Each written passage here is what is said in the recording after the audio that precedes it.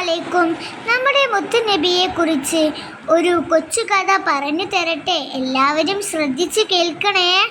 ഒരിക്കൽ നബി സല്ലല്ലാഹു അലൈഹി വസല്ലമ തൻ്റെ കൂട്ടുകാരോടൊപ്പം ഇരിക്കുകയായിരുന്നു. അപ്പോൾ ഒരു ദരിദ്രനായ മനുഷ്യൻ അവിടേക്ക് വന്നു. അദ്ദേഹത്തിൻ്റെ വസ്ത്രങ്ങൾ പഴകിയതായിരുന്നു. നബി സല്ലല്ലാഹു അലൈഹി വസല്ലമ അദ്ദേഹത്തെ സ്നേഹത്തോടെ സ്വീകരിക്കുകയും അടുത്തിരിക്കാൻ പറയുകയും ചെയ്തു.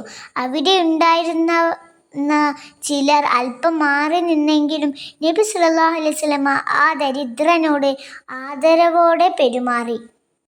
അതിനുശേഷം നബി സല്ലല്ലാഹു അലൈഹി വസല്ലമ പറഞ്ഞു, മനുഷ്യരുടെ മഹത്വം അവരുടെ സമ്പത്തിലല്ല, നല്ല സ്വഭാവത്തിലും ദൈവഭക്തിയിലുമാണ്.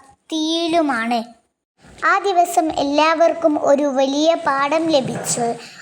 ധനികനെയോ ദരിദ്രനെയോ വേർതിരിക്കാതെ എല്ലാവരോടും സ്നേഹത്തോടെയും ബഹുമാനത്തോടെയും പെരുമാറണം.